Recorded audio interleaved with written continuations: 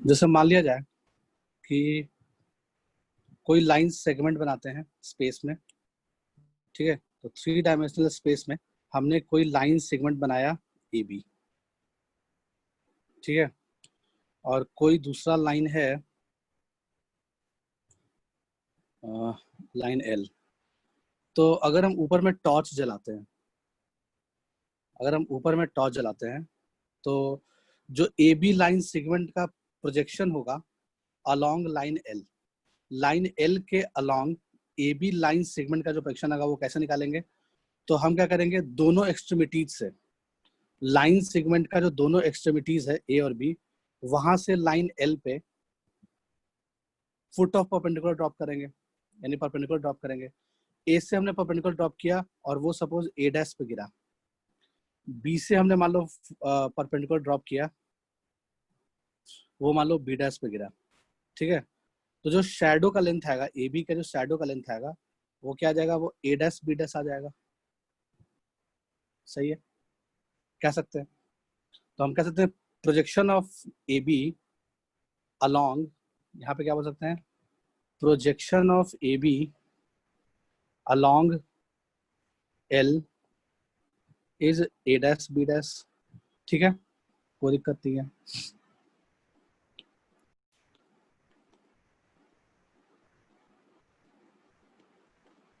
अब अपने को क्या करना है, अब अपने को शॉर्टेस्ट डिस्टेंस निकालना है बिटवीन टू स्क्यू लाइंस, ठीक है।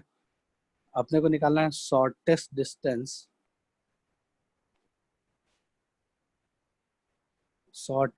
बिटवीन टू स्क्यू लाइंस, दो स्क्यू लाइंस के बीच का शॉर्टेस्ट डिस्टेंस चाहिए, ठीक है। तो मान लो पहला वाला लाइन दिया हुआ है r vector is equals to a one vector plus lambda times of b one vector. दूसरा लाइन दिया हुआ है r vector equals to a two vector plus lambda times of b two vector. सही है, ये दोनों लाइन दिया हुआ है। तो चलो बना लेते हैं दोनों लाइन, दोनों स्क्यू लाइंस है। तो कैसे बनाएंगे स्क्यू लाइंस? तो स्क्यू लाइंस बनाने का तरीका हमने बताया था कि ऐसा कुछ बनाना, मतलब बनाने का तरीका कुछ ऐसा होता है ना, दिखता ऐसा है। दोनों लाइन है, एक लाइन L1 है, एक लाइन L2 है, ठीक है। L2 पे, L2 में क्या खासियत है, L2 जो है वो पैरेलल है B2 वेक्टर के। L1 में क्या खासियत है कि L1 जो है वो पैरेलल है B1 वेक्टर के, ठीक है। L1 में एक और खासियत क्या है कि L1 जो है, ठीक है, L1 पे एक पॉइंट लाई कर रहा होगा A1 वेक्टर, जिसका पोजीशन वेक्टर A1 वेक्टर होगा। सपोज इसको पॉइंट A बोल दिया, ठीक है। वैसे ही पॉइंट B जो है वो लाई कर रहा होगा L2 पे और उसका पोजीशन वेक्टर क्या दिया हुआ है, A2 वेक्टर दिया हुआ है, ठीक है, कोई दिक्कत नहीं है। तो मुझे बताओ कि इन दोनों का जो शॉर्टेस्ट डिस्टेंस होगा वो किसके अलोंग होगा, कौन से लाइन के अलोंग होगा? L1 और L2 के बीच का जो शॉर्टेस्ट डिस्टेंस होगा वो कौन से लाइन के अलोंग होगा? तो हमने एक चीज पढ़ रखा है कि जो कोई भी दो कर्व हो, दुनिया में कोई भी दो कर्व हो, उनका शॉर्टेस्ट डिस्टेंस या लॉन्गेस्ट डिस्टेंस जो होता है वो कॉमन नॉर्मल के अलोंग होता है। तो इसका मतलब कि ऐसा लाइन जो दोनों पे नॉर्मल हो, ठीक है, कॉमन नॉर्मल। जैसे अभी ये क्या शॉर्टेस्ट डिस्टेंस होगा, डी क्या कहलाएगा, शॉर्टेस्ट डिस्टेंस। क्यों? क्योंकि पॉइंट ए पे भी कॉमन नॉर्मल है, पॉइंट बी पे भी कॉमन नॉर्मल है, मतलब ए बी को ज्वाइन कर दिया तो ए बी क्या है, कर्व 1 का भी नॉर्मल है ए बी लाइन और कर्व 2 का भी नॉर्मल है ए बी लाइन, ठीक है। इसका मतलब कि इन दोनों लाइन का जो शॉर्टेस्ट डिस्टेंस होगा वो एक ऐसे लाइन के लॉन्ग होगा, है ना, जो L1 के भी परपेंडिकुलर हो और L2 के भी परपेंडिकुलर हो। समझ में आ रहा होगा बात? तो एक ऐसा लाइन बताओ जो L1 के भी परपेंडिकुलर हो, L2 के परपेंडिकुलर हो। तो मान लेते हैं ये लाइन बना लिया हमने, मान लिया हमने ये लाइन बना लिया, ठीक है। तो ये क्या बन रहा होगा, यहाँ 90 बना रहा होगा तो यहाँ भी 90 बना रहा होगा, ठीक है, समझ में आ रहा होगा बात? तो इसका मतलब कि दुनिया में वो कौन सा वेक्टर है, कौन सा ऐसा वेक्टर है जो L1 के भी परपेंडिकुलर है और L2 के भी परपेंडिकुलर है ना, वो बताना है तुम्हें। यानी अपने को क्या समझ में आया कि ऐसा ऐसा लाइन जो L1 के भी परपेंडिकुलर हो और L2 के भी परपेंडिकुलर हो, है ना। यानी कि दुनिया में वो ऐसा कौन सा वेक्टर होगा जो b1 वेक्टर के भी परपेंडिकुलर हो और b2 वेक्टर के भी परपेंडिकुलर हो, तो b1 क्रॉस b2 होगा। तो हम बोल सकते हैं कि ये जो हमने लाइन बनाया, जो हमने डॉटेड लाइन बनाया, ठीक है, ये डॉटेड लाइन क्या है, b1 क्रॉस b2 के अलॉन्ग है। ये डॉट लाइन किसके पैरेलल है, b1 क्रॉस b2 के पैरेलल है। तो हम बोल सकते हैं जो शॉर्टेज डिस्टेंस आएगा, shortage distance will be along b1 cross b2 vector, ठीक है। अच्छा, कोई बात नहीं है। फिर हम क्या करेंगे, इस b1 क्रॉस b2 वेक्टर वाला जो लाइन है, इसको मान लो इस पॉइंट को सपोज q बोल दिया, इस पॉइंट को सपोज p बोल दिया, ठीक है। तो तुम ऐसा सोचो, मन में ऐसा सोचो कि जो PQ लाइन है उसको ऐसे बना दिया, PQ लाइन को ऐसे बना दिया, ठीक है। हवा में कहीं कोई पॉइंट A है, हवा में कहीं कोई पॉइंट B है, समझ में आ रहा होगा बात। हवा में कहीं कोई पॉइंट A है और हवा में कहीं कोई पॉइंट B है, कहीं भी हो सकता है ऑफकोर्स, ऐसा कुछ कहानी है। A का पोजीशन वेक्टर क्या है, A1 वेक्टर, और B का पोजीशन वेक्टर क्या है, A2 वेक्टर, ठीक है। तो अगर हम AB वेक्टर की बात करें तो इसको लिख सकते हैं हम लोग क्या, A2 vector minus A1 vector. इसको क्या लिख सकते हैं, A2 vector minus A1 vector. अगर हम पॉइंट A से, है ना, ये PQ लाइन के अलॉन्ग, PQ लाइन किसके अलॉन्ग है, B1 क्रॉस B2 के अलॉन्ग है। PQ लाइन किसके अलॉन्ग है, B1 क्रॉस B2 के अलॉन्ग है। तो अगर हम पॉइंट A से एक परपेंडिकुलर ड्रॉप करते हैं, है ना, PQ लाइन पे, तो उसका जो फुट ऑफ परपेंडिकुलर आएगा वो क्या आएगा, P पे आएगा, दिख रहा होगा कि A से अगर हम B1 क्रॉस B2 वाली लाइन यानी PQ लाइन पर अगर परपेंडिकुलर ड्रॉप करेंगे तो जो फुट ऑफ परपेंडिकुलर आएगा, इस B1 क्रॉस B2 लाइन को L लाइन बोल दो, सपोज L लाइन बोल दिया। PQ लाइन सेगमेंट जिस लाइन का पार्ट है उसको लाइन L बोल दिया। तो लाइन ए पे, लाइन L पे अगर हम पॉइंट A से फुट ऑफ परपेंडिकुलर ड्रॉप करें तो वो पॉइंट P पे गिरेगा, अपने को दिख रहा है। फिर हम पॉइंट B से, फिर हम क्या कर रहे हैं, पॉइंट B से फुट ऑफ, देखो ये भी तो 90 डिग्री बन रहा है ना यहाँ पे भी। अगर हम पॉइंट B से L लाइन पे परपेंडिकुलर ड्रॉप करें, L लाइन पे परपेंडिकुलर ड्रॉप करें, तो जो फुट ऑफ परपेंडिकुलर आएगा वो पॉइंट Q पे आएगा। समझ में आ रहा है बात। इसका मतलब क्या हो गया कि बेसिकली जो PQ है वो किसका है, A2 माइनस A1 वेक्टर का प्रोजेक्शन है अलोंग कौन सा डायरेक्शन, B1 क्रॉस B2। समझ में आ रहा है बात, हेलो, आ रहा होगा समझ बात। इसका मतलब कि हम क्लियरली क्या बोल सकते हैं, हम क्लियरली ये बात बोल सकते हैं कि जो शॉर्टेज डिस्टेंस आएगा, जो शॉर्टेज डिस्टेंस आएगा वो ऐसा आ जाएगा, projection of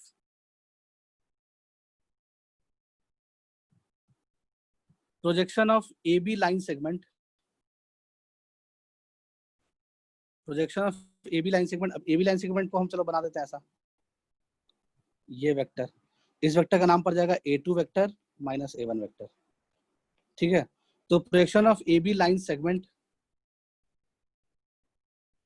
along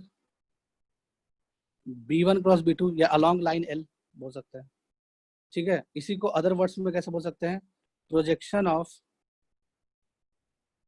A2 vector minus A1 vector along B1 vector cross B2 vector. समझ में आ रहा है बात, ठीक है।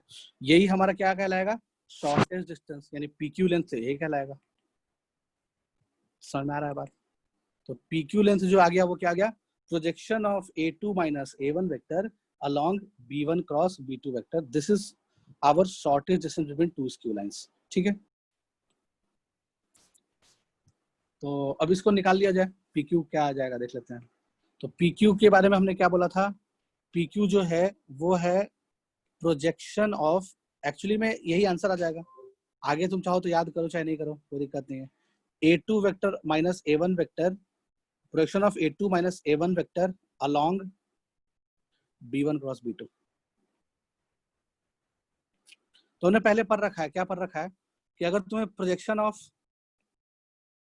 Rohan vector along Sohan vector चाहिए तो क्या करते हैं, जिसके अलोंग चाहिए उसका डायरेक्शन लेते हैं, यानी कि सोहन कैप लेंगे, और जिसका प्रोजेक्शन लेते हैं उसको एडजेस लेते हैं। तो रोहन डॉट सोहन कैप आता है। Projection of Rohan vector along Sohan vector क्या आता है, जिस वेक्टर का प्रोजेक्शन चाहिए उसको एज इट इज जिसके अलोंग चाहिए उसका डायरेक्शन, यही आना चाहिए ना। अच्छा, तो उस हिसाब से अगर देखा जाए तो A2 minus A1 vector Rohan vector का काम कर रहा है और सोहन वेक्टर का काम कौन कर रहा है, B1 क्रॉस B2 कर रहा है। तो इसका मतलब कि जिस वेक्टर का प्रोजेक्शन चाहिए वो वेक्टर एज इट इज आ जाएगा। तो A2 vector minus A1 vector as it is आ जाएगा, उसका डॉट लेंगे किसके साथ, B1 क्रॉस B2 के डायरेक्शन के साथ। तो B1 क्रॉस B2 के डायरेक्शन क्या लिख सकते हैं, B1 क्रॉस B2 अपॉन उसका मैग्नीट्यूड, ऐसे लिख सकते हैं, कोई दिक्कत नहीं है। B1 क्रॉस B2 अपॉन उसका मैग्नीट्यूड ऐसे लिखा जा सकता है। तो यही क्या कहलाएगा, यही आ जाएगा PQ। और इस पूरे का मॉड ले लिया, अगर मान लीजिए निगेटिव आ रहा होगा तो डिस्टेंस तो निगेटिव हो नहीं सकता है, तो हमने क्या किया, मॉड लगा लिया। ठीक है, तो अगर PQ को लिखो तो बेसिकली PQ दिख क्या रहा है, कैसा दिख रहा है, PQ दिख रहा है अपने को न्यूमेरेटर में क्या दिख रहा है, A2 vector minus A1 vector का dot B1 vector cross B2 vector, ऐसा कुछ दिख रहा है। ठीक है, और नीचे में क्या है, B1 vector cross B2 vector का मैग्नीट्यूड, ये दिख रहा है, और इस पूरे का मॉड, ऐसा कुछ कहानी है। तो तुम अगर ध्यान से देखो, अगर इसको कैपिटल A बोल दो, इसको कैपिटल B बोल दो, इसको कैपिटल C बोल दो, तो A dot B cross C लिखा हुआ है, इसका मतलब ऊपर में क्या है, बॉक्स ऑफ ABC है, कह सकते हैं काइंड ऑफ। ठीक है, तो हम लिख सकते हैं कि ऊपर में क्या आ गया, box of A2 minus A1 फिर B1 फिर B2 upon magnitude of B1 cross B2। ठीक है, अगर इसको कार्टेशियन फॉर्म में लिखना हो तो कैसे लिखेंगे, अब देखो A2 वेक्टर का मतलब क्या हो गया, अगर हम A2 वाले पॉइंट को क्या बोल दें, x2 y2 z2, यानी A2 वेक्टर को बोल दें x2 i cap plus y2 j cap plus z2 k cap, यानी कि जो हमारा वो पॉइंट था, पीछे के साइड में आ जाते हैं वापस से, है ना। तो पॉइंट ए का अगर कोऑर्डिनेट तुम अज्यूम कर लो x1 y1 z1, और पॉइंट बी का कोऑर्डिनेट अज्यूम कर लो x2 y2 z2, तो A1 वेक्टर क्या आ जाएगा, x1 i cap plus y1 j cap plus z1 k cap, और A2 वेक्टर क्या आ जाएगा, x2 i cap plus y2 j cap plus z2 k cap. ठीक है, ये आ जाएगा। तो A2 माइनस A1 वेक्टर क्या आ जाएगा, x1 माइनस x2 या x2 माइनस x1। ठीक है, तो x2 minus x1 i cap, y2 minus y1 j cap, z2 minus z1 k cap, ऐसा कुछ आना चाहिए, समझ में आ रहा होगा बात। ठीक है, तो लिख लिया x2 माइनस x1, थोड़ा छोटा करके लिखते हैं, चलो x2 minus x1 y2 minus y1 z2 minus z1, ये क्या आ गया, ये A2 माइनस A1 वेक्टर का डायरेक्शन रेशियो आ गया। फिर B1 वेक्टर का डायरेक्शन रेशियो क्या है, B1 वेक्टर का डायरेक्शन रेशियो मान लो A1 B1 C1, यानी A1 i cap plus B1 j cap plus C1 k cap, यानी लाइन L1 का डायरेक्शन रेशियो। ठीक है, A1 B1 C1, और लाइन L2 का डायरेक्शन रेशियो क्या है, A2 B2 C2। अब ये A2 B2 C2 से कंफ्यूज नहीं होना है कि ये B1 B2 वेक्टर वाला चीज था यानी कि जो B1 वेक्टर है, यानी इन शॉर्ट कहने का मतलब क्या हो गया कि B2 वेक्टर अगर गिवन रहे हमारे पास A2i प्लस B2j प्लस, समझ में आ रहा होगा शायद जो हम बोलना चाह रहे हैं, इसका मतलब कि इन शॉर्ट कहने का मतलब क्या हो गया कि जो B2 वेक्टर है वो A2 B2 C2 रहे, और जो B1 वेक्टर है वो A1 B1 C1 रहे। ठीक है, तो इस केस में क्या आ जाएगा, B1 वेक्टर की जगह पे क्या लिख लोगे, A1 B1 C1, और B2 वेक्टर की जगह पे क्या लिखोगे, A2 B2 C2। तो इसका जो बॉक्स आया, बॉक्स प्रोडक्ट ऐसे निकालते, determinant of this divided by. ठीक है, अब डिवाइड बाय क्या आ गया, B1 क्रॉस B2 का मैग्नीट्यूड। ठीक है, B1 क्रॉस B2 का मैग्नीट्यूड का मतलब क्या हो गया, B1 क्रॉस B2 का मैग्नीट्यूड का मतलब हो गया कि I लिखा, J लिखा, K लिखा। B1 वेक्टर क्या है, A1 B1 C1, और ये क्या आ गया, A2 B2 था, अच्छा नहीं दिख रहा है, दिख रहा होगा, छोटा दिख रहा होगा, देखने की कोशिश करो।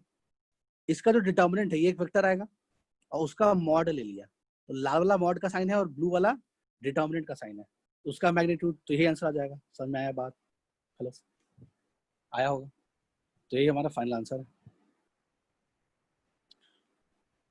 और पूरे में मॉड लगा देना लास्ट में बाहर चाहो तो, जैसे ऊपर वाला में अलग से लगा दिया, कोई बात नहीं है। तो ये पूरा आंसर आना चाहिए, shortage between two skew lines. Question लिख लिया एक, find shortest distance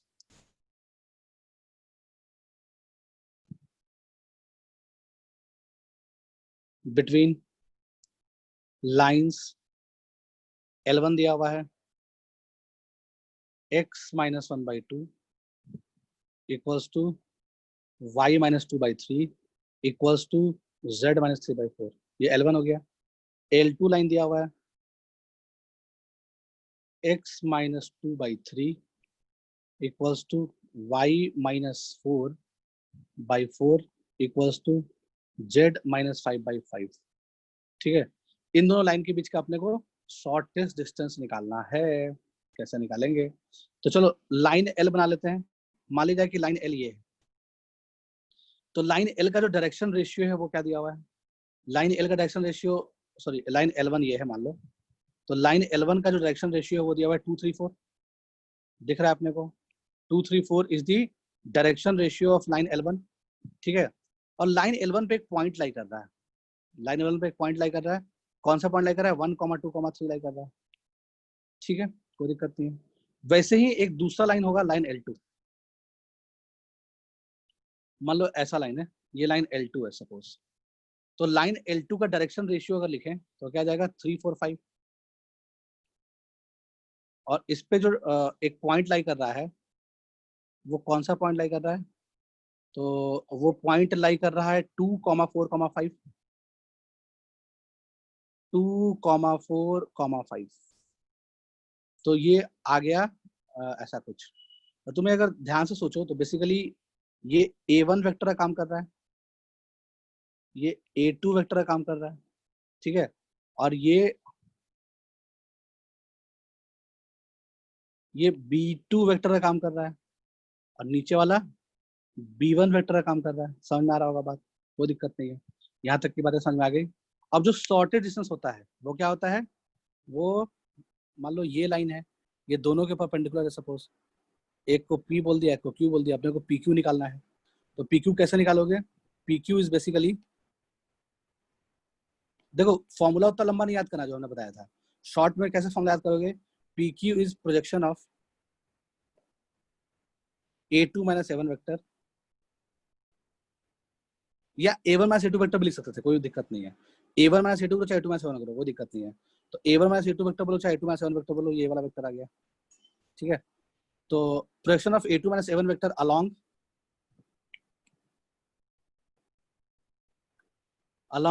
B1 vector cross B2 vector. तो B1 क्रॉस B2 के along A2 minus A1 vector का प्रोजेक्शन चाहिए। ठीक है, तो पहले ये बता दो A2 माइनस A1 वेक्टर आएगा क्या घटाने के बाद? 2 में से 1 गया 1, 4 में से 2 गया 2, 5 में से 3 गया 2। तो 1, 2, 2 क्या आ जाएगा? A2 माइनस A1 वेक्टर आ जाएगा। ठीक है, और B1 क्रॉस B2 वेक्टर तुम चाहो तो निकाल सकते हो, कोई दिक्कत नहीं है। ठीक है, निकाल लो B1 क्रॉस B2, कोई दिक्कत थोड़ा ना है। तो हम अलग से निकाल ही लेते हैं B1 cross B2। B1 vector क्या है हमारे लिए? B1 vector is basically 2, 3, 4 and B2 vector क्या है? 3, 4, 5। इन दोनों का क्रॉस चाहिए, निकाल लिया क्रॉस। क्रॉस क्या आ जाएगा? तो क्रॉस आ जाएगा 5 तिहाई 15, 15 माइनस 16 -1, फिर minus times of 10 minus times of ये क्या है? 10 माइनस 12, तो 10 माइनस 12 -2, तो +2 आ जाएगा।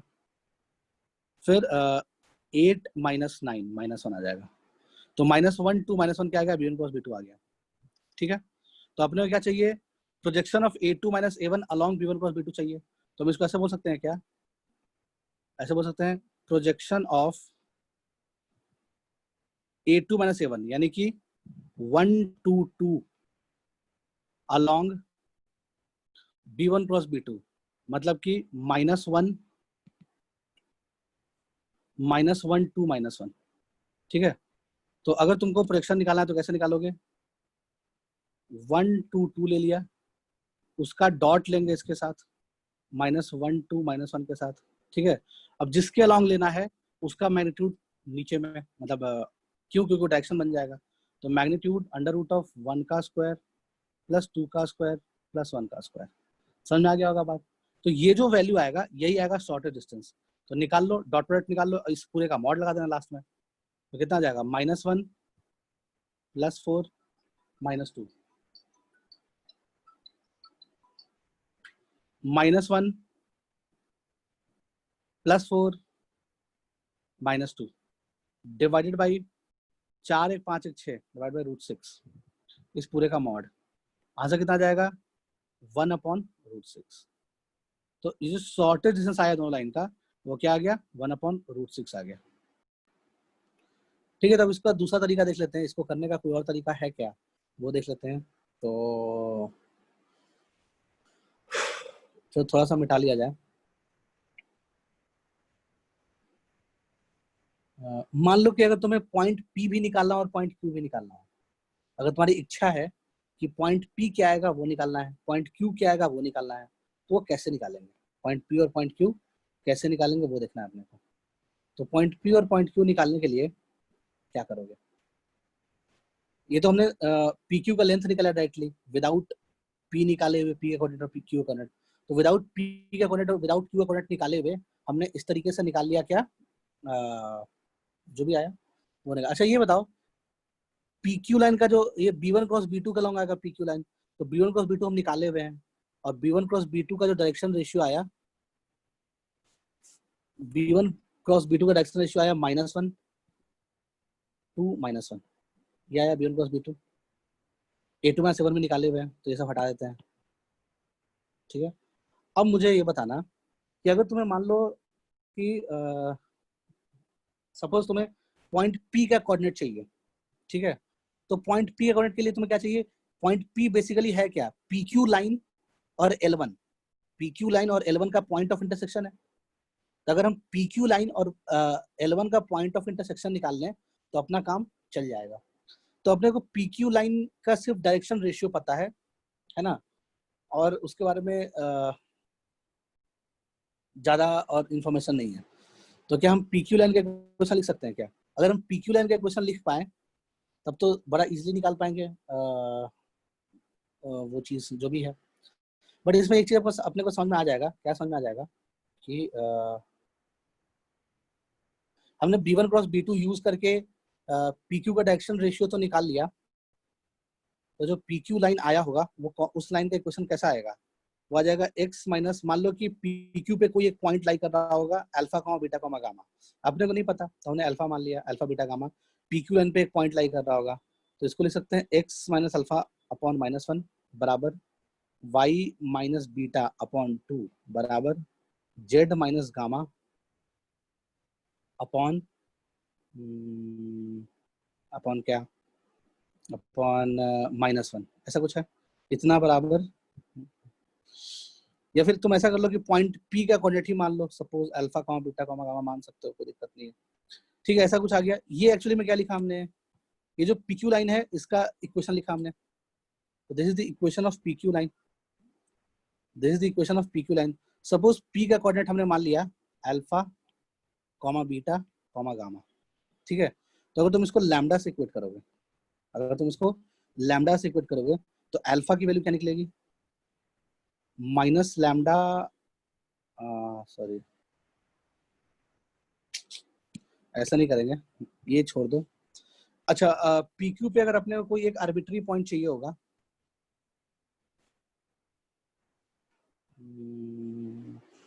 अच्छा ऐसे तो नहीं बन पाएगा, छोड़ दो इसको। PQ लाइन क्वेश्चन बाद में निकालेंगे, ऐसे नहीं कर लिया, पहले ऐसे कर लिया कि लाइन L1 पे अगर अपने को कोई एक आर्बिट्री पॉइंट चाहिए होगा, लाइन L1 पे अगर अपने को कोई आर्बिट्री पॉइंट चाहिए होगा तो हम लाइन L1 को लैम्डा से इक्वेट करेंगे, ठीक है। तो पॉइंट P का कोऑर्डिनेट अज्यूम कर लिए, क्या अज्यूम करेंगे? 2 lambda plus 1 comma 3 lambda plus 2 comma 4 lambda plus 3। सही है क्या? हेलो, सही है ना? हमने क्या किया, L1 देखो, L1 पे अप्लाई कर रहा है ना, तो अगर L1 पे P लाई कर रहा है तो हम L1 के इक्वेशन के हेल्प से उस पे लाई करने वाला कोई भी आर्बिट्री पॉइंट लैम्डा के टर्म्स में लिख सकते हैं। तो वो क्या आ गया? 2 लैम्डा प्लस 1, 3 लैम्डा प्लस 2 और 4 लैम्डा प्लस 3। ये हमने पॉइंट पी का कोऑर्डिनेट लिख लिया। ओके, पॉइंट पी का कोऑर्डिनेट आ गया लैम्डा के टर्म्स में, और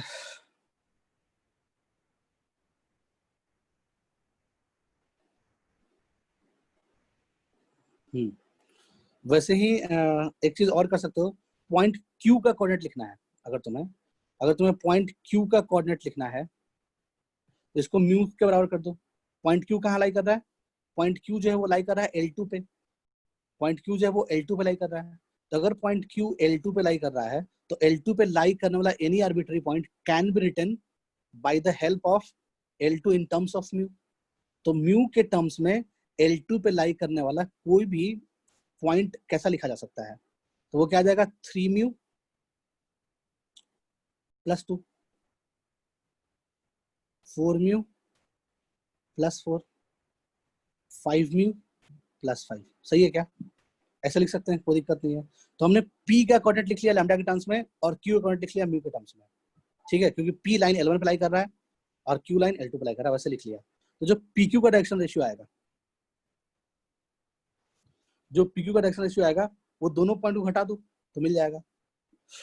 तो घटाने के बाद क्या मिलेगा देख लो। 3 म्यू प्लस 2 में से 2 लैम्डा प्लस 1 को घटाएंगे तो क्या मिल जाएगा अपने को? 3 mu plus 2 minus 2 lambda minus 1, एक ही आ गया होगा। दूसरा क्या आया होगा? 4 mu plus 4 minus 3 lambda minus 2। वैसे ही थर्ड वाला घटा लिया, 5 mu plus 5 minus 4 lambda minus 3। तो ये PQ का डायरेक्शन रेशियो आया होगा, है ना, लैम्डा और म्यू के टर्म्स में। इसको थोड़ा सिंप्लीफाई करके अच्छे से लिख लिया। क्या रहा है PQ का direction ratio? PQ direction ratio क्या रहा है देख लो। 3 mu minus 2 lambda, 3 mu minus 2 lambda, दो में से एक गया, एक प्लस 1। और दूसरा क्या रहा होगा? 4 म्यू माइनस 3 लैम्डा, 4 में से 2 गया, 2। तीसरा क्या रहा होगा? 5 mu minus 4 lambda, 5 mu minus 4 lambda, 5 में से 3 गया, 2 बचा, प्लस 2। तो ये PQ का डायरेक्शन रेशियो आ रहा होगा। और PQ का डायरेक्शन रेशियो तो हम वैसे भी B1 क्रॉस B2 करके निकाल चुके हैं, है ना। ध्यान सुनना, PQ का डायरेक्शन रेशियो हम B1 क्रॉस B2 करके निकाल चुके हैं और वो -1, 2 और -1 आया है। ठीक है, इसका मतलब कि ये भी उसी का डायरेक्शन रेशियो, ये भी उसी का डायरेक्शन रेशियो है। इसका मतलब कि हम यहाँ से क्या बोल सकते हैं कि दोनों का जो रेशियो होगा वो बराबर होगा। जैसे मान लो कि PQ का डायरेक्शन रेशियो तुम निकाले, वो मान लो अल्फा बीटा गामा आ गया, ठीक है। और दूसरा जो PQ का डायरेक्शन रेशियो तुम दूसरे तरीके से निकाले, वो मान लो तुम्हें आ गया XYZ आ गया या X1 Y1 Z1 आ गया, सपोज PQ का डायरेक्शन रेशियो। दोनों का जो रेशियो होगा वो बराबर होगा, क्योंकि कोई दूसरे का मल्टीपल होगा। समझ में आ रहा है बात? आ रहा होगा शायद जो हम बोलना चाह रहे हैं। हेलो, या यूं कह सकते हो ना कि ऐसा बोल सकते हो कि PQ इस वेक्टर के पैरेलल है, 3 mu minus 2 lambda plus 1 and so on, और PQ इस वेक्टर के ही पैरेलल है। तो दोनों आपस में पैरेलल वेक्टर है, मतलब दोनों दूसरे का कोई टाइम्स है, काइंड ऑफ कह सकते हो। दोनों जो है वो दूसरे का कोई समटाइम्स टाइप का चीज चल रहा है। तो या फिर ऐसे भी कर सकते थे, हाँ ठीक है यही कर लो, कोई दिक्कत नहीं है। तो रेशियो जो है दोनों का बराबर होना चाहिए। इसमें समझने में दिक्कत है क्या? हमने क्या बोला, जैसे मान लो हमने PQ का डायरेक्शन रेशियो निकाला, PQ लाइन का डायरेक्शन रेशियो निकाला किसी तरीके से, और वो मान लो अल्फा बीटा गामा आ गया। फिर हमने PQ का डायरेक्शन रेशियो निकाला किसी और तरीके से, वो मान लो alpha dash beta dash gamma dash आ गया। तो चूंकि दोनों सेम ही लाइन का डायरेक्शन रेशियो है, इसका मतलब कि दोनों दूसरे का मल्टीपल है, यानी कि अल्फा बीटा गामा में कोई K से मल्टीप्लाई कर देंगे तो अगला वाला मिल जाएगा। इसका यही हो गया ना कि जो अल्फा डैश है वो K अल्फा के बराबर है, जो बीटा डैश है वो K बीटा के बराबर है, और जो गामा डैश है वो K गामा के बराबर है, ऐसा बोल सकते हैं। यानी कि अल्फा डैश बाई अल्फा या अल्फा बाई अल्फा डैश, कुछ भी बोल लो, ये K के बराबर है। बीटा डैश बाई बीटा वो भी K के बराबर है, और गामा डैश बाई गामा वो भी K के बराबर है, हम ऐसा बोल सकते हैं। इन शॉर्ट कहने मतलब क्या हो गया? इन शॉर्ट कहने मतलब क्या होगा कि दोनों सबका रेशियो बराबर आएगा। समझ में आया बात? ठीक है। तो जो PQ का डायरेक्शन से दो तरीके से निकाले थे वो देख लो क्या क्या निकाले थे। एक में तो एग्जैक्ट आ ही गया था और एक में लैम्डा और म्यू के टर्म्स में आया था। दोनों का रेशियो को बराबर कर देंगे। तो पहला वाला जो PQ का डायरेक्शन रेशियो आया था लैम्डा और म्यू के टर्म्स में, वो क्या आया था? वो आया था 3 mu minus 2 lambda plus 1, comma 4 mu minus 3 lambda plus 2, comma 5 mu minus 4 lambda plus 2, यही आया था पीक्यू का लैम्डा म्यू के टर्म्स में। फिर पीक्यू का डायरेक्शनल रेशियो हम अपने तरीके से निकाले थे b1 क्रॉस b2 करके, तो वो जो आया था वो क्या आया था देख लेते हैं। वो आया था -1 2 -1, यह गया था -1 2 -1, यानी कि दोनों का रेशियो बराबर आना चाहिए। इन शॉर्ट कहने का मतलब तो ये हो गया, दोनों का रेशियो क्या आना चाहिए, बराबर आना चाहिए। तो हमने क्या कर दिया, -1 डिवाइडेड बाई, या फिर 3 म्यू जैसे भी लिखना है लिख लो, रेशियो बराबर कर दिया 3 mu minus 2 lambda plus 1 divided by -1 is equals to 4 mu minus 3 lambda plus 2 divide by 2 is equals to 5 mu minus 4 lambda plus 2 divide by -1। ठीक है, ऐसा कुछ आ गया होगा। ठीक है, तो लैम्डा और म्यू में अपने को दो इक्वेशन चाहिए, तो अपने पास इन दोनों को इक्वेट करके एक इक्वेशन निकाल सकते हो, इन दोनों को इक्वेट करके एक इक्वेशन निकाल सकते हो, और इन दोनों को इक्वेट करके भी एक इक्वेशन निकाल सकते हो, कोई दिक्कत नहीं है। तो किसी भी कोई भी दो इक्वेशन ले लिया है ना, तो सपोज हमने पहला वाला दोनों को इक्वेट किया, तो उससे जो इक्वेशन आएगा वो कौन सा इक्वेशन आएगा देख लिया, 2 से क्रॉस मल्टीप्लाई कर दिया तो कितना आ जाएगा, 6 mu minus 4 lambda plus 2 equals to -4 mu plus 3 lambda -2, यानी कि शुरू के दोनों को इक्वेट करके ये आया, इसको थोड़ा सा अच्छे से लिख लिया तो कितना आ जाएगा, 10 mu minus 7 lambda equals to -4, ये आ जाएगा इक्वेशन नंबर 1। ठीक है, यानी इक्वेशन नंबर 1 यहाँ से निकाले। अब इक्वेशन नंबर 2 यहाँ से निकालेंगे, इन दोनों को इक्वेट करके कर लो भाई। इन दोनों को इक्वेट करके क्या निकालेंगे, -4 mu plus 3 lambda -2 is equals to 10 mu -8 lambda plus 4। सही है, सबको एक साइड लेते आओ तो कुछ अच्छा बन जाएगा। सबको एक साइड लेते आएंगे तो -14 mu plus 8 9 10 11 plus 11 lambda is equal to 4 2 6 आ जाएगा। इसको इक्वेशन नंबर 2 बोल दिया, समझ आया बात। तो लैम्डा और म्यू में दो इक्वेशन मिल गया, दो वेरिएबल है लैम्डा और म्यू, लैम्डा म्यू वाला निकाल सकता है, कोई दिक्कत नहीं है, निकाल लो। कैसे निकालोगे, तो इसको निकालने के लिए हमने क्या किया, इक्वेशन नंबर 1 को 2 से कर दो मल्टीप्लाई, इक्वेशन नंबर 1 को 2 से कर दिया मल्टीप्लाई, तो कितना आ जाएगा, इसको लिख सकते हैं -14 लैम्डा, हाँ सही बात है, -14 लैम्डा प्लस 20 म्यू। ओहो ओहो, गड़बड़ गड़बड़, ऐसा नहीं होगा, ऐसा नहीं होगा, किससे करेंगे मल्टीप्लाई। अब सॉल्व भी करना है, कैसे भी सॉल्व कर सकते हो, तो बहुत तरीका है। तो कॉम्प्लिकेटेड ज्यादा आ जाएगा क्या पॉइंट। ठीक है, इन दोनों को हम सॉल्व करके निकाल लेंगे पॉइंट बहुत इजीली, लैम्डा की वैल्यू या म्यू की वैल्यू निकल जाएगा। तो चलो इन दोनों को जब तुम सॉल्व करोगे तो आई थिंक जो लैम्डा आएगा, एक मिनट, लैम्डा जो आएगा वो आएगा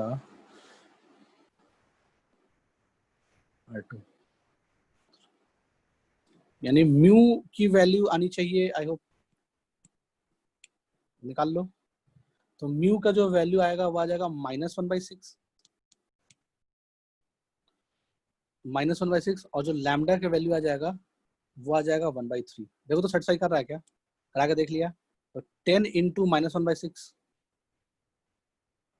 -7 इंटू 1/3, क्या -4 के बराबर आ रहा है, देख लेते हैं।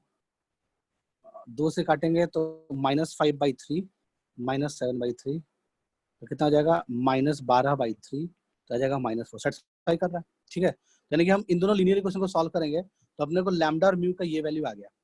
ठीक है, अब लैम्डा और म्यू का वैल्यू आ गया तो ठीक है, कोई भी दो इक्वेशन लैम्डा म्यू का वैल्यू निकाल लिया, तो अब अपने को लैम्डा निकलने का मतलब क्या हो गया, पॉइंट निकल गया। कौन सा पॉइंट निकल गया भाई, तो हम पीछे डायग्राम में आ रहे हैं, वापस से देख लो। हाँ, तो देखो म्यू का वैल्यू जो आया था -1/6, तो हम इस वाले में म्यू के जगह पे -1/6 डाल देंगे तो पॉइंट क्यू निकल जाएगा, समझ में आ रहा होगा बात। और इस वाले में लैम्डा के जगह पे अगर हम 1/3 डाल देंगे तो पॉइंट पी निकल जाएगा, समझ में आ रहा बात। तो पॉइंट पी और पॉइंट क्यू का कोऑर्डिनेट निकल जाएगा, तो हम पी क्यू लाइन के क्वेश्चन भी लिख सकते हैं, कोई दिक्कत नहीं, आ रहा होगा समझ बात। ठीक है, अब अपने को 2 पॉइंट पता चल गया किसी भी लाइन का, उसका डायरेक्शन रेशियो पता है, तो लाइन को इजीली लिख सकते हो। तो हम पी क्यू लाइन का इक्वेशन भी लिख सकते हैं, पी पॉइंट भी निकाल सकते हैं, क्यू पॉइंट भी निकाल सकते हैं। तो ये पूरा तरीका था, समझ में आया होगा पूरा इन होल। ठीक है, इन सब के अलावा एक चीज और देख लिया जाए, लाइक मान लो 2D वाला लाइन दिया, उसको 3D वाला लाइन के फॉर्म में लिखना है, कैसे लिखेंगे? जैसे मान लो अगर तुम्हें क्वेश्चन ऐसा दे दे कि क्वेश्चन क्या दे दे, जैसे 2D वाला लाइन लिख लेते हैं, जैसे 2x plus 3y equals to 4। मान लिया जाए कि ये एक लाइन है, ये 2D वाला लाइन है, इसको 3D वाले लाइन के फॉर्म में लिखना है, सिमेट्रिक फॉर्म में लिखना है। कैसे लिख पाएंगे? 2D वाले लाइन को 3D वाले लाइन के सिमेट्रिक फॉर्म में जरूर लिख सकते हैं। ठीक है, तो हम कैसे लिखेंगे? तो यहाँ से अपने को समझ में आया, अपने को पता है कि इसमें साथ में बाय डिफॉल्ट z बराबर 0 लिखा हुआ है। बाय डिफॉल्ट ये अपने को पता है कि z बराबर 0 है। तो इसको लिखने का तरीका क्या हो सकता है? इसको ऐसे लिख लो, 2x equals to 4 minus 3y। तो x इक्वल्स टू कितना आ जाएगा? 4 माइनस 3y डिवाइड बाई 2, ऐसा कुछ आ जाएगा। ओके, तो हम इसको क्या लिख सकते हैं? इस पूरे कहानी को सिमेट्रिक फॉर्म में अगर लिखना हो, इसी वाले लाइन को 3D वाले लाइन के फॉर्म में लिखना हो, तो हम ऐसे लिख लेंगे x minus 1 sorry x minus 0 divide by 1 is equals to minus 3y plus 4 divide by 2 equals to z minus 0 divided by 0। ठीक है, अगर हम ऐसे लिख लेते हैं, ध्यान सुनना, अगर हम ऐसे लिखते हैं तो ये उसी लाइन को सिमेट्रिक फॉर्म में 3D वाला स्ट्रक्चर में लिख लिया गया। ठीक है ना? तो इससे z 0 आएगा हमेशा, देख लो। अगर इसको लैम्डा से इक्वेट करोगे, अगर इस वाली चीज को अगर तुम लैम्डा से इक्वेट करोगे तो z की वैल्यू क्या आ जाएगी? 0। समझ में आ रहा है बात? इसको और अच्छे सिमेट्रिक में लिखना है तो इसको और अच्छे से लिख लो, x minus 0 by 1 is equals to, इस पूरे में से अगर हम -3 कॉमन ले लें, -3 कॉमन ले लें तो y minus 4 by 3 divided by 2 equals to z minus 0 by 0। और अच्छे से लिखना हो इसको ऐसे लिखेंगे, x minus 0 by 1 is equals to y minus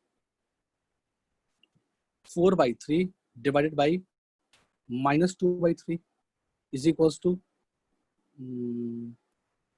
क्या हो जाएगा? z minus 0 by 0। तो ये आ गया एक्चुअल स्टैंडर्ड फॉर्म में, सिमेट्रिक फॉर्म में हमने उस लाइन को रिप्रेजेंट कर दिया। कौन सा लाइन को? ये 2D वाला लाइन को ऐसे लिख लिए। ठीक है ना? 2D वाला लाइन को हम ऐसे लिख सकते हैं अगर ऐसा कुछ करना हो तो। अब ऐसे लिखने का मतलब क्या हो गया? ऐसे अगर हम लिख दिए तो देखो, तो ऊपर वाला में इसका मतलब कि हमारे हिसाब से 0,4/3 इसको सेटिस्फाई करना चाहिए, इस लाइन को, है ना? हमारा सिमेट्रिक फॉर्म के हिसाब से 0 है। इस लाइन पे लाइक वाला एक पॉइंट क्या है? ये एक लाइन है, ये एक लाइन है जिसपे एक पॉइंट लाइक कर रहा है, कौन सा? 0,4/3, 0। और ये इसका डायरेक्शन रेशियो क्या आ जाएगा लाइन का? इस लाइन का जो डायरेक्शन रेशियो आएगा वो आएगा 1 माइनस 2/3 0। ठीक है, तो देखो कि ये 0,4/3, 0 इसको सेटिस्फाई कर रहा है क्या? 2x plus 3y equals to 4 को। तो इसमें हम x के जगह, सॉरी x के जगह 0 डाल दिए और y की जगह पे क्या डाल दिए? 4/3 डाल दिए। तो 3 इंटू 4/3 तो बराबर 4 आ रहा है, सेटिस्फाई कर रहा है। ठीक है, कोई दिक्कत नहीं है। फिर उसके बाद ये उसका डायरेक्शन रेशियो हो गया, सही है। तो अगर तुमको मान लिया जाए इस सवाल में ऐसा पूछता, ठीक है, क्योंकि तुम 2D में एक फॉर्मूला पढ़े होगे निकालने का। सपोज मान लो हमने कोई पॉइंट ले लिया 5,7, 5,7 एक पॉइंट ले लिया। 5,7 का अगर तुम्हें इमेज निकालना है या फुट ऑफ परपेंडिकुलर निकालना है, 2x plus 3y minus 4 equals to 0 line के अबाउट। ठीक है, तो 2D वाला फॉर्मूला भूल गए, हालांकि 2D वाला फॉर्मूला याद होना चाहिए, बट मान लिया अगर भूल गए, नहीं पता है, तो हम उसको इस तरीके से भी कर सकते हैं। हम इसको 3D का लाइन मान लेंगे और उसका इक्वेशन इस तरह से लिख लेंगे। ठीक है, बाकी अपने को किसी भी पॉइंट का तो इमेज निकालना आता ही है, बस तुम क्या करना है, जेड को 0 डाल देना, यहाँ पे 5,7,0 बोल देना उसको। ठीक है, तो अपने आप ये निकल जाएगा। ऑफ कोर्स इसका लास्ट पॉइंट 0 ही आएगा। ठीक है, ये भी निकाल सकते हो तुम। समझ में आया बात? हेलो, इसका मतलब कि 2D के सारे क्वेश्चन कर सकते हैं हम 3D के तरीके से। अगर हम 2D लाइन को 3D लाइन में लिख सकते हैं, इसका मतलब कि 2D के सारे क्वेश्चन किए जा सकते हैं 3D के तरीके से। समझ में आ रहा है बात? हेलो, आया? तो कैसे 2D वाली लाइन को हम 3D वाली लाइन में कन्वर्ट करते हैं वो भी देख लिया। नेक्स्ट हेडिंग डाल दिया प्लेन।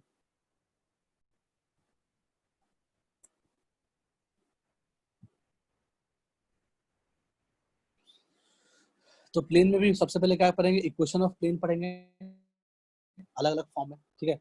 तो सब टॉपिक जो डाला हमने, equation of plane, equation of plane, और इसका फॉर्म 1 पढ़ेंगे पहले।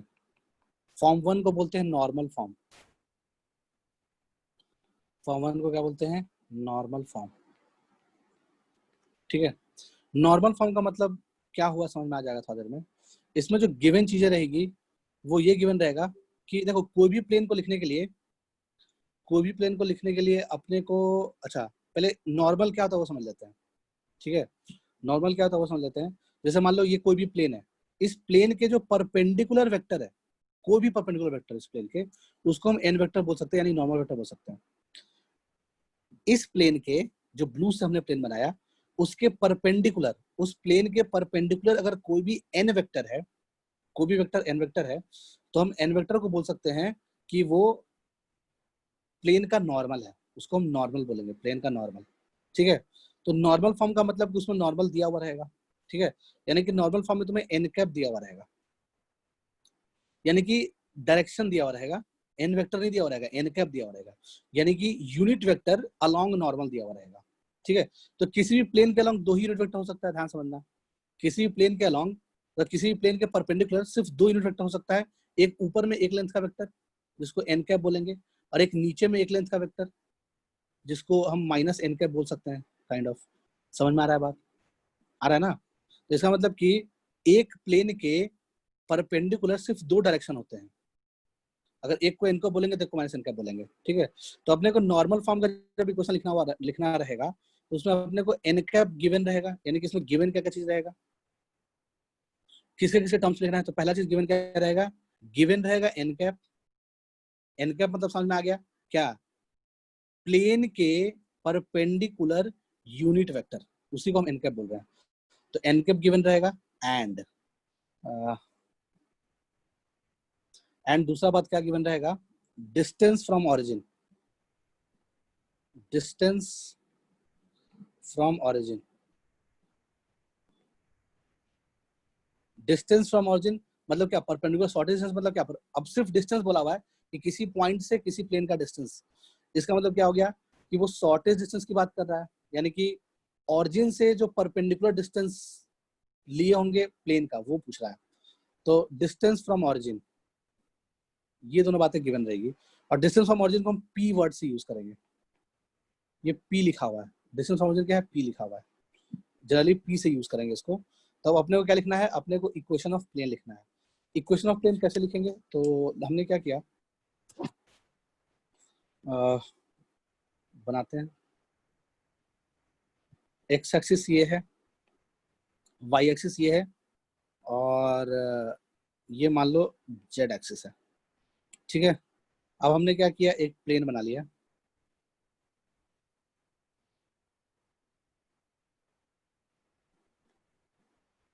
वैसे तो प्लेन इनफाइनाइट होता है, प्लेन का डेफिनेशन क्या होता है, इनफाइनाइटली हर डायरेक्शन में बढ़ रहा होगा वो, ठीक है। बट हमने ऐसे बना लिया कि अपने को उस प्लेन का जो इंटरसेक्शन दिखेगा एक्स वाई प्लेन के साथ, वो एक लाइन दिखेगा। जो रिक्वायर्ड प्लेन है, जो हमारा ये जो हमारा ग्रीन वाला प्लेन है, समझ में आ रहा होगा बात, ठीक है। ये जो ग्रीन वाला प्लेन है, ये एक्स वाई प्लेन को कट कर रहा होगा कहीं ना कहीं। ये जो ग्रीन वाला प्लेन है, ये एक्स वाई प्लेन को कट कर रहा होगा, या फिर यूं कहो कि ये एक्स एक्सिस को मान लो ए पॉइंट पे कट कर रहा है, वाई एक्सिस को मान लो बी पॉइंट पे कट कर रहा है, जेड एक्सिस को मान लो सी पॉइंट पे कट कर रहा है, ठीक है। हम ऐसा मान लिए। तो अगर ये प्लेन एक्स वाई प्लेन को कट कर रहा होगा तो ए बी लाइन दे रहा होगा, जो रिक्वायर्ड प्लेन है जिसका इक्वेशन लिखना है अपने को, ग्रीन वाला प्लेन। जब ग्रीन वाला प्लेन एक्स वाई प्लेन को कट कर रहा होगा तो ए बी लाइन मिला होगा। जब ग्रीन वाला प्लेन वाई जेड प्लेन को कट किया होगा तो बी सी लाइन मिला होगा। जब ग्रीन वाला प्लेन एक्स जेड प्लेन को कट किया होगा तो ए सी लाइन मिला होगा। सही बात है, ठीक है। अब अपने को किसी भी चीज का इक्वेशन लिखना होता है तो उस पर क्या करते हैं, एक आर्बिट्री पॉइंट मानते हैं। तो हमने क्या किया, इस पे एक आर्बिट्री पॉइंट अज्यूम कर लिया, इस प्लेन पे, इस प्लेन पे यानी ग्रीन वाले प्लेन पे, समझ में आ रहा बात। इस प्लेन पे हमने एक आर्बिट्री पॉइंट पी एज्यूम कर लिया और उसका पोजीशन वेक्टर आर वेक्टर मान लिया, ठीक है, कोई दिक्कत नहीं है। और अच्छा ये पी और वो पी में कंफ्यूज ना हो जाओ तो हम उसको क्या मान ले, ए बोल देते हैं। ए पॉइंट ले लिया, उसका पोजीशन ए तो उधर भी है यार, क्या ले लें उसको, क्यू पॉइंट ले लिया, चलो क्यू पॉइंट ले लिए, और क्यू का जो कोऑर्डिनेट है वो आर वेक्टर है, मतलब एक वेरिएबल पॉइंट ले लिए, कहने का मतलब एक वेरिएबल पॉइंट ले लिया, कौन से प्लेन पे, एबीसी प्लेन पे, एबीसी ट्रायंगल जो बन रहा होगा वो एक प्लेन है, तो एबीसी प्लेन पे हमने एक पॉइंट क्यू ले लिया जिसका पोजीशन वेक्टर आर वेक्टर है और वो एक आर्बिट्री पॉइंट है, वेरिएबल पॉइंट है, वो कहीं भी मूव कर रहा है, ठीक है। अच्छा फिर अपने को एक चीज और दिया हुआ है, ऑरिजिन से उस प्लेन का डिस्टेंस दिया हुआ है, परपेंडिकुलर डिस्टेंस। तो अगर हम ऑरिजिन से उसको ज्वाइन करें,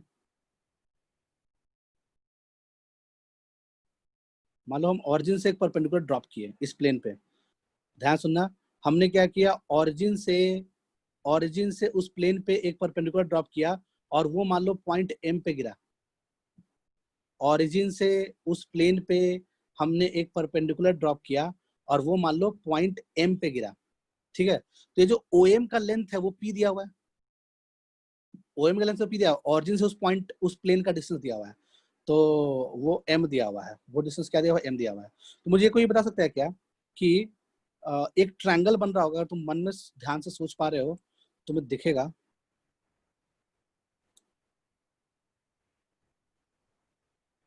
तुम्हें क्या दिखेगा मैं बताता हूँ। देखो क्यूएम जो है, क्यूएम लाइन सेगमेंट जो है वो ट्रायंगल पे लाई कर रहा होगा, एबीसी ट्रायंगल के प्लेन में लाई कर रहा होगा क्यूएम, है ना। तो इसका मतलब कि अगर तुम एक ट्रायंगल बनाओ इस तरह से, तुम्हें इस तरह का एक ट्रायंगल, अगर हम ट्रायंगल बनाए तो तुम्हें शायद इस तरह का ट्रायंगल दिखा होगा क्या, यहाँ पे ऑरिजिन हो रहा होगा, यहाँ पे पॉइंट एम हो रहा होगा और यहाँ पे क्यू हो रहा होगा, और क्यूएम क्या है, क्यूएम जो है वो,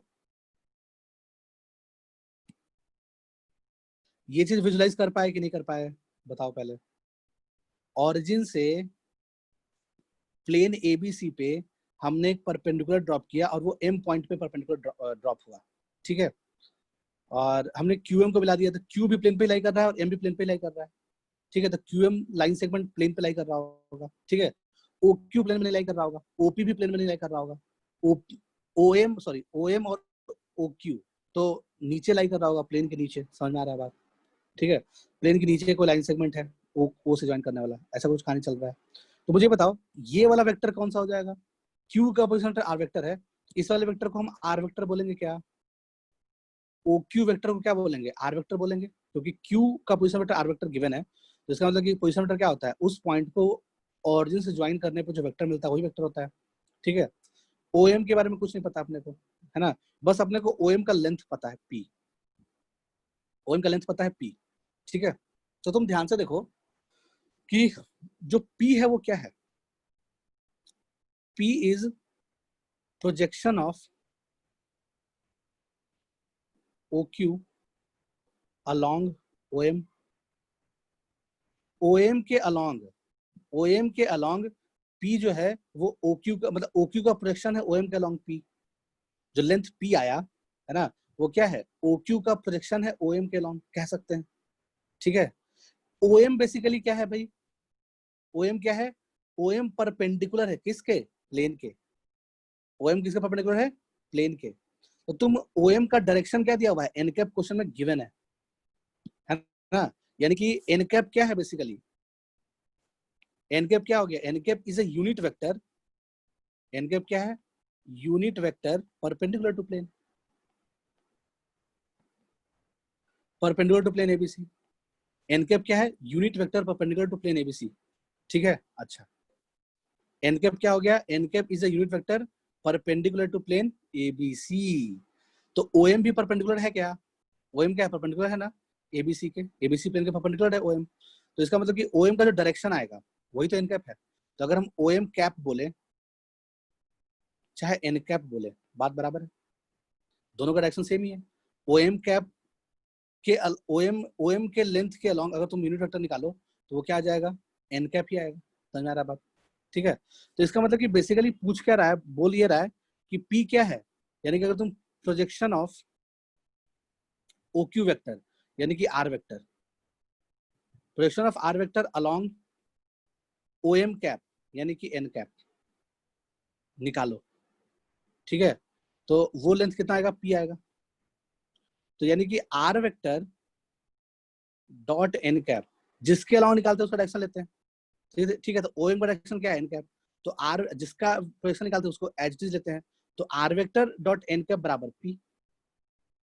ध्यान समझ में आया क्या? Hello, R vector dot N cap बराबर P। तो ये आ गया इक्वेशन ऑफ प्लेन। इसको क्या बोलेंगे, इक्वेशन ऑफ प्लेन, है ना। इक्वेशन ऑफ प्लेन हो गया ये इन वेक्टर फॉर्म। तो यही है कि equation of plane R vector dot N cap equals to P। बहुत ही छोटा सा इक्वेशन आ गया।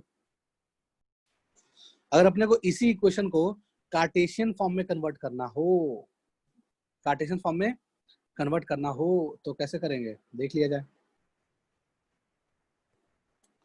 इसी इक्वेशन को कार्टेशियन फॉर्म में कन्वर्ट करने के लिए चलो देख लेते हैं। फिर से बना लिया डायग्राम, कोई दिक्कत नहीं है। ये हो गया एक्स एक्सिस, ये हो गया वाई एक्सिस, ये हो गया जेड एक्सिस। इस पे हमने एक प्लेन माना था, मतलब एक प्लेन हमने ऐसा कुछ देख लिया था, ये प्लेन था।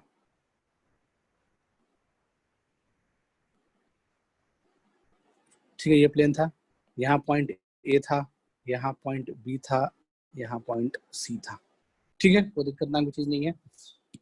और इस प्लेन पे हमने एक पॉइंट पी अज्यूम किया था, सॉरी पॉइंट, एक आर्बिट्री पॉइंट अज्यूम किए थे आर, जिसका पोजीशन वेक्टर आर वेक्टर था। ठीक है, और यानी एन कैप गिवन था अपने को। तो एन कैप मान लो दिया हुआ है L I cap plus M J cap plus N K cap, ये एन कैप दिया हुआ है। एन कैप दिया हुआ है L I cap plus M J cap plus N K cap. इसका मतलब कि देखो एन कैप चूंकि यूनिट वेक्टर है तो दोनों का मैग्नीट्यूड, एन कैप का मैग्नीट्यूड क्या 1 आ रहा होगा, यानी कि under root of L square plus M square plus N square की वैल्यू 1 आ रही होगी।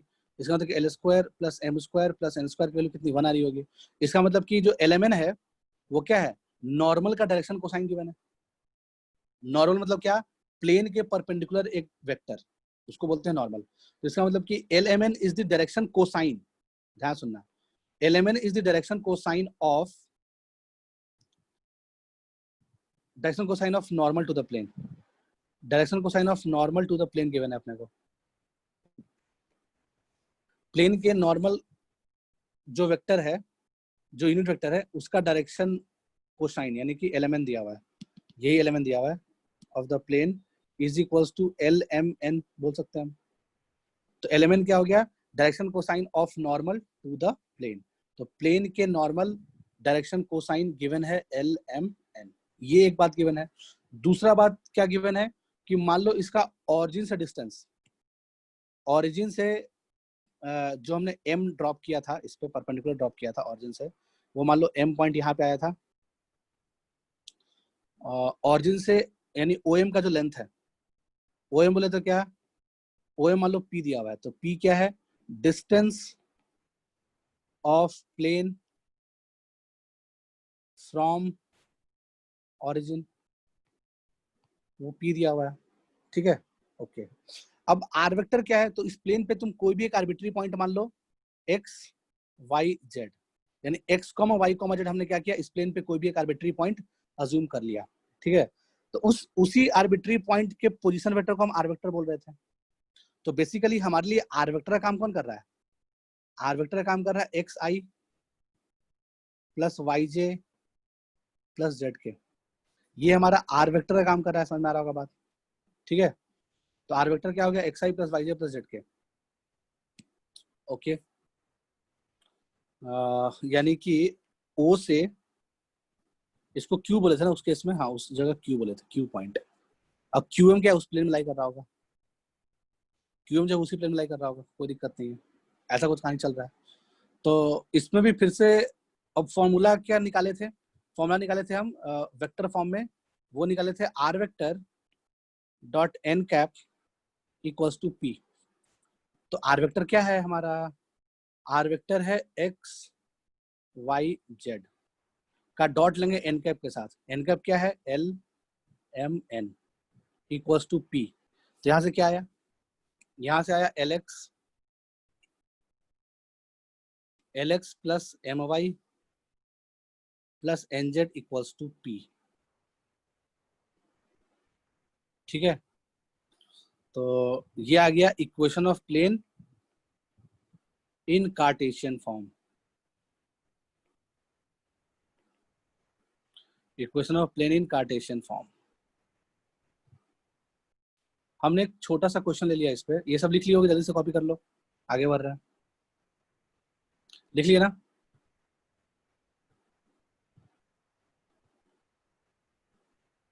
लिख हाँ लिए सर। क्या? हाँ चलो नेक्स्ट। इसमें मान लो एक छोटा सा क्वेश्चन लिख लिया, find equation of plane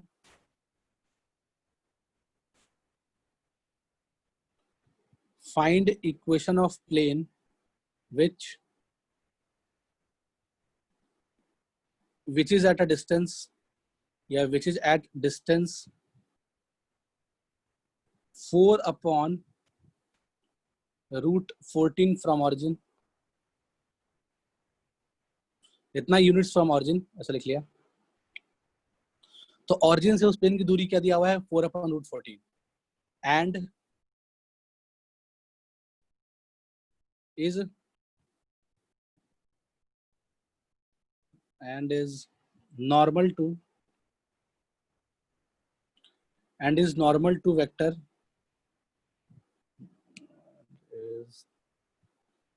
is normal to vector, यानी कि प्लेन किसके परपेंडिकुलर है? जो वेक्टर लिख रहे हैं।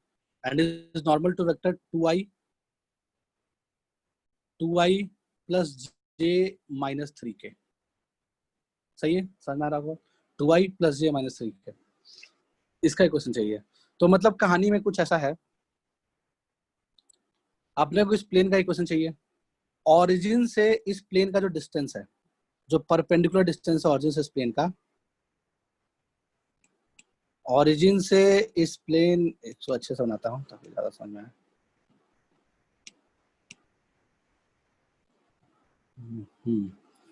ऑरिजिन से इस प्लेन का जो परपेंडिकुलर डिस्टेंस है,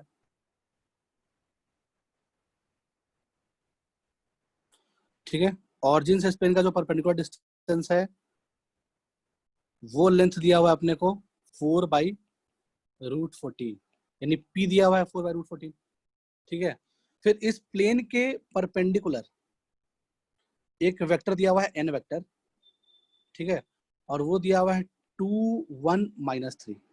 तो जो थोड़ा ना कि ये n कैप ही हो, जो थोड़ा कि यूनिट वेक्टर हो, तो हम n वेक्टर को n कैप में कन्वर्ट कर सकते हैं, है ना? हम n वेक्टर को n कैप में कन्वर्ट कैसे कर सकते हैं?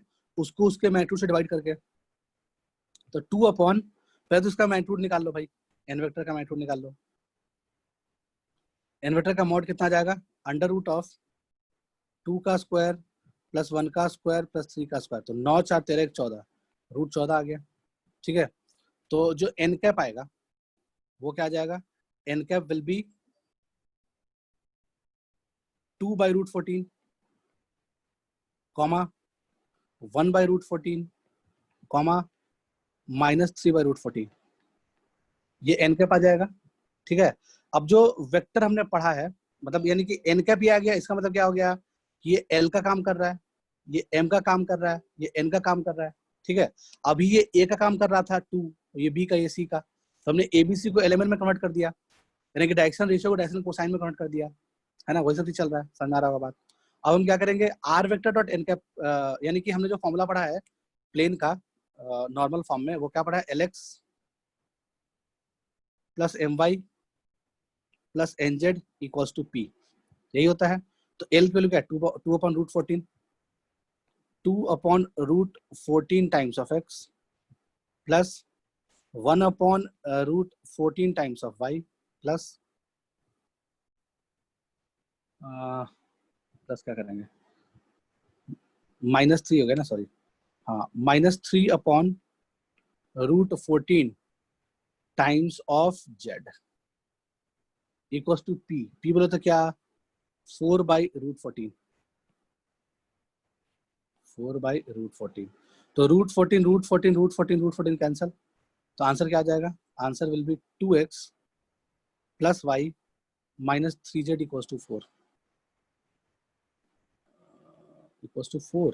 हाँ, = 4 आ गया, सही बात है, समझ में आया होगा बात।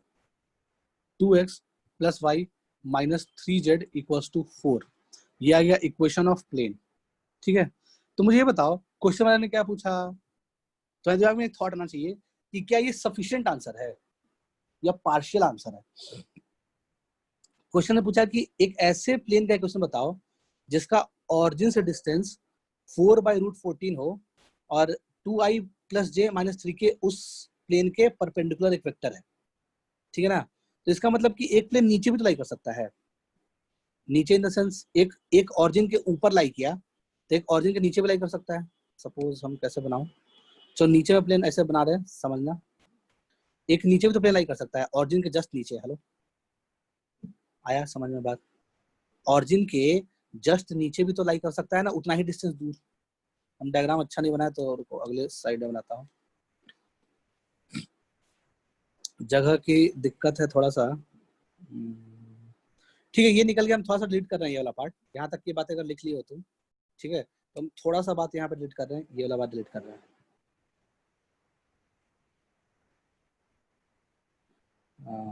ठीक है, हम यहाँ पे नीचे में थोड़ा सा चीज डिलीट कर दिए, और डिलीट करने के बाद एक प्लेन अगर 4/√14 डिस्टेंस दूर अगर एक प्लेन वो है, तो उसी प्लेन के यानी ऊपर वाले प्लेन के पैरेलल, ऊपर वाले प्लेन के पैरेलल एक नीचे में प्लेन होगा, वो भी ऑरिजिन से, मान लो इसको m डैश बोल दिया, तो वो भी ऑरिजिन से 4/√14 डिस्टेंस दूर होगा। ऐसा दो प्लेन हो सकता है, ठीक है, और जिस अब n वेक्टर इसके भी परपेंडिकुलर होगा। हेलो, n वेक्टर जो है वो इसके भी परपेंडिकुलर होगा। समझ में आ रहा है बात? आ रहा है ना, क्या बोलना चाहते हैं हम? हाँ सर। हाँ, n वेक्टर इसके भी परपेंडिकुलर हो जाएगा, तो इसका मतलब कि एक के लिए n कैप अगर तुम ये लिए तो दूसरे के लिए n कैप क्या लोगे? अगर एक के लिए n कैप ये लिए तो दूसरे वाले के लिए n कैप दो डायरेक्शन होता है ना। हमने क्या बोला था कि परपेंडिकुलर डायरेक्शन दो होता है एक प्लेन का, तो अगर एक एक ऐसा वाला आ गया, एक n कैप आ गया तो एक माइनस n कैप आ जाता है। दूसरा वाला परपेंडिकुलर डायरेक्शन क्या आ जाएगा? अगर तुम्हें दूसरा वाला परपेंडिकुलर डायरेक्शन चाहिए है ना, तो वो क्या लिख सकते हो? बोल सकते हो -2/√14, सबको नेगेटिव से मल्टीप्लाई कर दिया, -1/√14, ठीक है, प्लस 3/√14। समझ में आ रहा है बात? आ रहा है कि नहीं आ रहा है? तो दूसरा वाला इक्वेशन के लिए जो एन का काम करेगा वो ये करेगा, पहले वाले के लिए अगर एन का काम ये कर रहा है, दूसरे वाले के लिए एन का काम ये करेगा। ठीक है, फिर से वही LX + My + NZ = 0, वही काम करोगे, तो नया चीज तो करने वाले हो नहीं। ठीक है, तो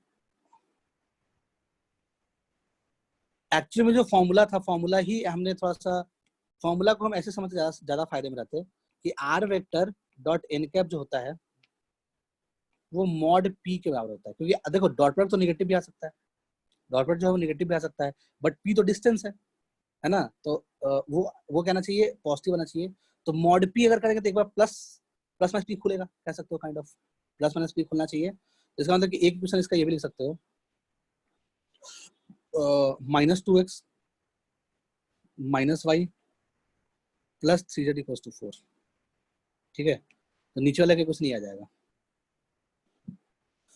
समझ सकते हैं। या फिर तुम फॉर्मूला ऐसे याद कर लो, फॉर्मूला ऐसे याद कर लो, R vector dot N cap equals to mod P. ठीक है, तो अपने आप प्लस माइनस पी करोगे तुम, तो +4 और -4 करोगे, एक बार +4 एक बार -4, वही चीज तो लिखा हुआ है। समझ में आया बात? ठीक है, तो ये दोनों प्लेन जो है वो ऑरिजिन से 4/√14 डिस्टेंस दूर है, और 2i + j - 3 के जो है इन दोनों प्लेन के परपेंडिकुलर है। ठीक है, तो हमारा आंसर आ गया। नेक्स्ट फॉर्म लिख लिया, फॉर्म 2। फॉर्म 2 को भी नॉर्मल फॉर्म ही बोलेंगे, बट उसमें क्या क्या गिवन रहेगा वो देख लेते हैं। फॉर्म 2 में अपने को एक पॉइंट गिवन रहेगा, यानी कि नॉर्मल पॉइंट फॉर्म बोल सकते हो उसको। इसमें गिवन रहेगा normal vector,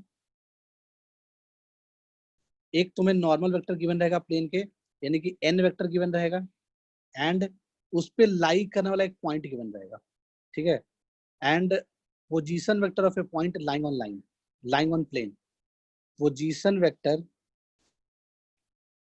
of a point lying on line, sorry plane, lying on plane।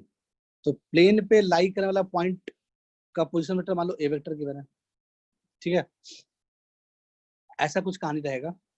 तो इक्वेशन कैसे लिखेंगे, इसका मतलब कि क्या क्या गिवन है, मतलब कहानी कुछ ऐसा है, मान लो इस प्लेन का इक्वेशन लिखना है अपने को, ठीक है, और इस प्लेन के परपेंडिकुलर एक वेक्टर है एन वेक्टर, वो गिवन है अपने को। इस प्लेन में लाई करने वाला एक पॉइंट ए वेक्टर गिवन है अपने को, ठीक है। अगर तुम दुनिया में कोई भी चीज का इक्वेशन लिखना है तो उस पे एक आर्बिट्री पॉइंट बनना पड़ेगा। तो हमने क्या किया, एक आर्बिट्री पॉइंट अज्यूम किया, पॉइंट पी कह लो, ठीक है, और उसका पोजीशन वेक्टर आर वेक्टर ले लिया, ठीक है। तो आर वेक्टर एक वेरिएबल पॉइंट है जो इस पूरे प्लेन में कहीं भी लाई कर रहा है, ठीक है, बिल्कुल सही समझ में आ रहा होगा बात। तो हमने क्या किया, इसका इक्वेशन लिखना है, यानी कि अपने को आर ए और एन में इक्वेशन लिखना है। तो तुमको क्लियरली दिख रहा होगा कि जो आर माइनस ए वेक्टर है, इस वाले वेक्टर को क्या बोलेंगे, जो ग्रीन से बनाया हमने, इसको R vector minus A vector बोलेंगे। तो R minus A vector is perpendicular to N vector, बोल सकते हैं क्या, हेलो, बोल सकते हैं ना। तो अपने को यहाँ से क्लियरली क्या दिख गया कि आर वेक्टर माइनस ए, अब दो वेक्टर परपेंडिकुलर है, देखो आर माइनस ए वेक्टर क्या कर रहा है, उस प्लेन लाई कर रहा है, और एन वेक्टर उसको परपेंडिकुलर है। तो तुम चाहो तो उस ग्रीन वाले वेक्टर को मूव करा के यहाँ ला सकते हो, ला सकते हो ना, हेलो। अगर उसको नहीं मूव कराना है तो तुम इसको मूव करा के वहां ले जा सकते हो, एन वेक्टर को मूव करा के वहां ले जा सकते हो। समझ में आ रहा है बात, तुमको दिख जाएगा कि ये ऐसे, मतलब आर माइनस ए वेक्टर ऐसे तो एन वेक्टर ऐसे, दोनों परपेंडिकुलर है। आ रहा है समझ में बात, आया कि नहीं आया, आ ही गया हो गया यार।